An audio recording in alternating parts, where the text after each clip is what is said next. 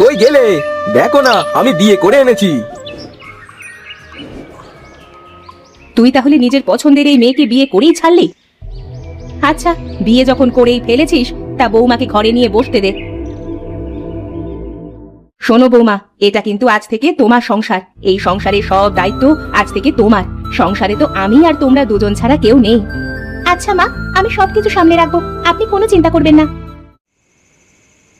Hello বন্ধুরা, মজার মজার নতুন কার্টুন ভিডিও দেখতে আমাদের চ্যানেলটি সাবস্ক্রাইব করো আর বেল আইকন চাপতে ভুলো না।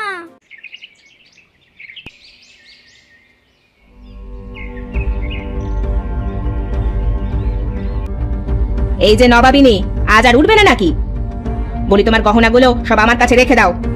মা, এইগুলো আমার কাছে থাক, এইগুলো আমার মা অনেক শখ করে আমাকে দিয়েছে। তোমার মা দিয়েছে তা কি আমি খেয়ে ফেলছি নাকি? দাও, আমি যত্ন করে উঠিয়ে রাখবো।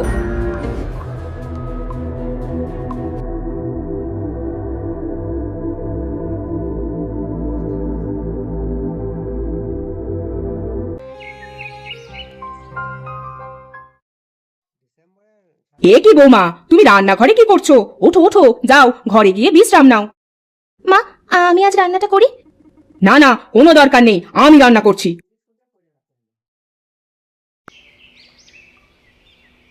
মা, বাড়িতে আছো? আমাকে একটু পানি দাও না, খুব তৃষ্ণা পেয়েছে।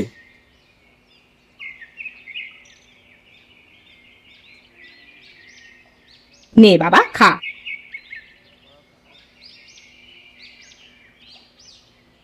তোমার কি হয়েছে মা? তোমাকে এমন দেখাচ্ছে কেন? শরীর খারাপ নাকি? না, আসলে কথাটা যে কিভাবে বলি। তুই কি নে বিয়ে করে এনেছিস বাবা? সকালে বাসি কাজ করতে বললাম, করলো না। আর এখন দেখ, এই বয়সে আমায় রাঁধতে হচ্ছে। এ কি রিয়া, মা বাইরে কাজ করছে আর তুমি এখানে আরাম করছো? আসলে তোমার মুখে কোনো কথা আর আমি শুনতে চাই না। তোমাকে আমি শুয়ে বসে খেতে আনিনি।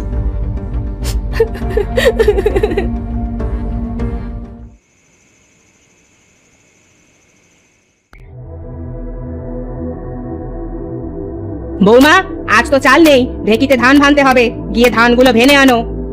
মা, একা একা কিভাবে ধান ভানবো আমি? আপনিও চলেন না আমার সাথে। আচ্ছা চলো তাহলে, কিন্তু আমি বসে থাকবো আর তুমি ঢেকি পাড়াবে। আচ্ছা মা।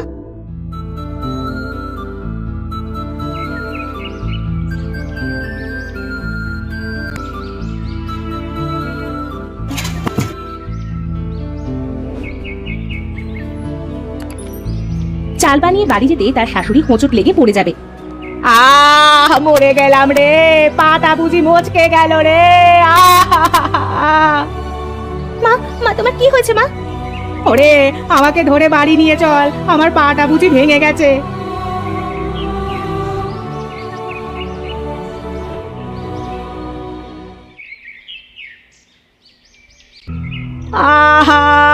আমি মনে হয় আর হাঁটতে পারবো না রে। মা, তোমার কি হয়েছে? কাঁদছো কেন মা? ওরে, কি পোড়ামুখী আনলি রে? আমার বয়স হয়েছে, আমাকে নিয়ে গেল ঢেকি ঘরে। বলি আমি কি এখন আর ঢেকি পাড়াতে পারি? গেলাম পড়ে, আর পাটা গেল ভেঙে। এইসব আমি কি শুনছি রিয়া? মায়ের এই বয়সে তুমি এনাকে দিয়ে ঢেকি পাড়িয়েছো? না গো, এসব মিথ্যা কথা। মা তো বাড়িতে আসার পরে পড়ে গিয়ে পা মুচকে গেছে। আবার মুখে মুখে তর্ক হচ্ছে। আমারই ভুল হয়েছে মায়ের অনুমতি ছাড়া তোমাকে বিয়ে করা। ঠিক হয়েছে, আমার পায়ে তো কিছুই হয়নি। আমার অনুমতি ছাড়া আমার বাড়িতে তুই এসেছিস, তোকে তো আমি তাড়িয়েই ছাড়বো।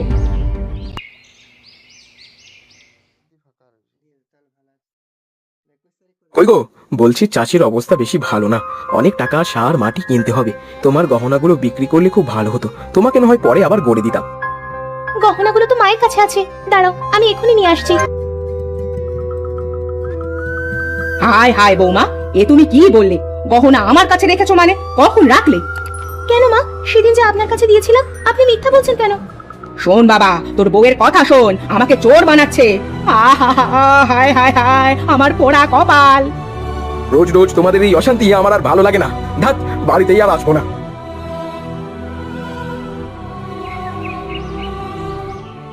এত সুখের সংসারে যে আমার কি হলো? অশান্তি ছাড়া বাড়িতে কোনো শান্তি নেই। মুক্তরি, আমার ছেলের কাছে আমাকে ভাসাবি? কোনোদিনও পারবি না। মা, আপনি আমার নামে সব সময় মিথ্যা বলেন। আপনার এই মিথ্যুক মুখোশ একদিন ঠিকই আপনার ছেলে জানতে পারবে। কি বললি? আমি মিথ্যুক? তবে রে দাঁড়া।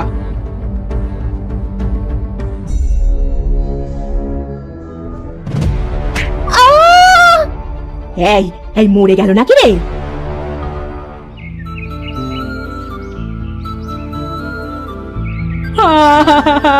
কি হলো আমার বৌমাটার? টিউবওয়েলে পড়ে মারা গেল। মা কি বলছো এসব? রিয়া মারা গেছে? হ্যাঁ রে বাবা, তুই চলে যাওয়ার একটু পরে টিউবওয়েলে পানি আনতে গিয়ে পা পিছলে পড়ে সেখানেই মারা যায়। না, এ হতে পারে না। এ কি হয়ে গেল? আমি যে খুব একা হয়ে গেলাম। কাকে নিয়ে বাঁচবো আমি? না, রিয়া। যাক, আপদটা বিদে হয়েছে। খুব বাঁচা বেঁচে গেছি। ওকে আমার একদম সহ্য হতো না। এই হার বালা আংটিগুলো এখন থেকে সব আমার। ওরে বাবা রে, মরে গেলাম রে। ও রিঙ্কু, বাঁচা বাঁচা আমায়। মা, তোমার এই অবস্থা কেন? সবকিছু নিজের মুখে বলবি নাকি মরবি? না না, আমি সব বলছি। বাবা রিঙ্কু, এতদিন আমি তোর বউয়ের নামে সব মিথ্যা কথা বলেছি। তোর বউ বাড়ির সব কাজ করতো, আর এই স্বর্ণের জিনিস সব আমি নিয়ে নিয়েছিলাম। ছি মা, তুমি আমার সুখের সংসারটা এভাবে নষ্ট করে দিলে। তোমাকে মা বলতে আমার ঘৃণা হচ্ছে। সব সময় তুমি তোমার মায়ের কথা বিশ্বাস করে আমাকে মেরেছো, বকেছো, কিন্তু সত্যিটা কোনোদিনও যাচাই করনি। তোমার শাস্তি একটাই, তুমি সারা জীবন এভাবে একা নিঃসঙ্গতায় দিন কাটাবে। রিয়া, ফিরে এসো রিয়া, ফিরে এসো।